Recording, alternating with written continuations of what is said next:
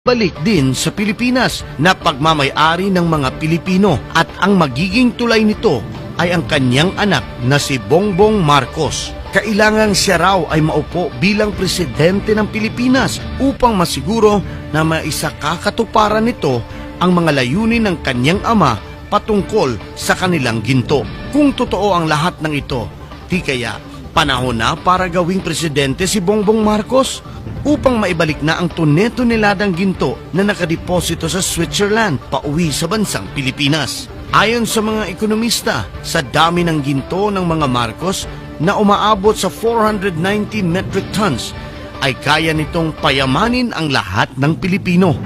Sa aming pagsisiyasat, ang isang metric ton na ginto ay nagkakahalaga ng $47,748,529 o humigit kumulang $2,387,426,450. Kaya kung susumahin, ang 490,000 metric tons na ginto ay nagkakahalaga sa kasalukuyan ng 1,169,838,960,500. Kaya nitong bigyan ng 1,000,000 piso ang bawat isang Pilipino na hindi man lang naapektuhan ang kanilang yaman. Ang Marcos Gold ay bahagi lamang ng kanyang yaman. Di pa natin napag-uusapan ang Yamashita Treasure at ang iba pang tagong yaman ng mga Marcoses. I'm your host, Karen Hudis, and this show is the 34th segment in the DC TV series on the Network of Global Corporate Control.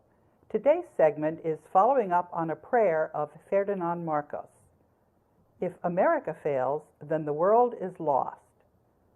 At the end of World War II, Ferdinand Marcos, who was the lawyer for Jose Rizal, who was the superior general of the Jesuits at the time, put the world's international monetary gold reserves and other wealth into a trust for the benefit of humanity for 50 years. That trust is called the Global Debt Facility, and it's administered by the Board of Governors of the World Bank and the International Monetary Fund. The Board of Governors is 188 ministers of finance and development. I'm the lawyer for the Global Debt Facility. The Federal Reserve does not have the United States monetary gold reserves, and neither does the U.S. Treasury. The Global Debt Facility has put liens on the Federal Reserve in the 11 states where the Federal Reserve banks are located. That's because the Federal Reserve is bankrupt. That's because the Federal Reserve has actually issued over $200 trillion back in the 30s, and those bonds, they're called Treaty of Versailles bonds, they've been compounding interest. They're now worth over $2 quadrillion. So we don't owe the Fed money on country debt.